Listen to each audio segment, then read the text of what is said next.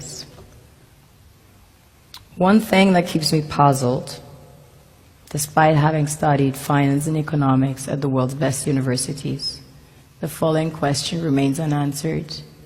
Why is it that 5,000 units of our currency is worth 1 unit of your currency, where we are the ones with the actual gold reserves? It's quite evident that the aid is in fact not coming from the West to Africa, but from Africa to the Western world. The Western world depends on Africa in every possible way, since alternative resources are scarce out here. So how does the West ensure that the free aid keeps coming? By systematically destabilizing the wealthiest African nations and their systems, and all that backed by huge PR campaigns, leaving the entire world under the impression that Africa is poor and dying and merely surviving on the mercy of the West.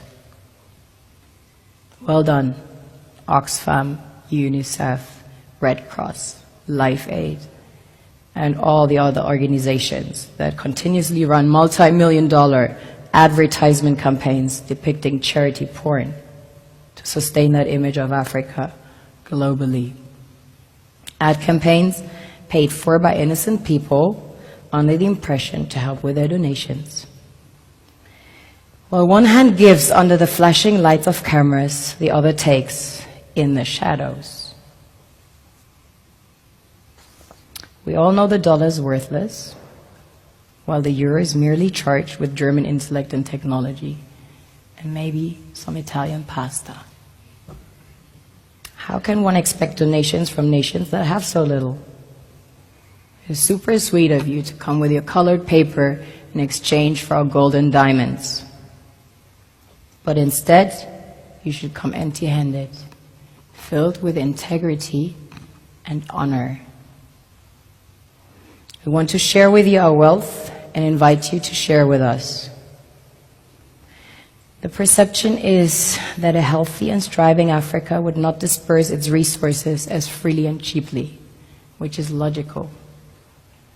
Of course, it would instead sell its resources at world market prices, which in turn would destabilize and weaken Western economies, established on the post-colonial free meal system.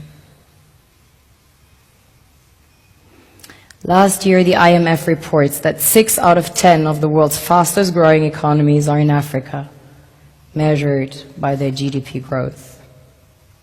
The French Treasury, for example, is receiving about $500 billion year in, year out, in foreign exchange reserves from African countries based on colonial debt they forced them to pay. Former French President Jacques Chirac stated in an interview recently that we have to be honest and acknowledge that a big part of the money in our banks comes precisely from the exploitation of the African continent. In 2008, he stated that without Africa, France will slide down in the rank of a third world power. This is what happens in the human world, the world we have created. Have you ever wondered how things work in nature?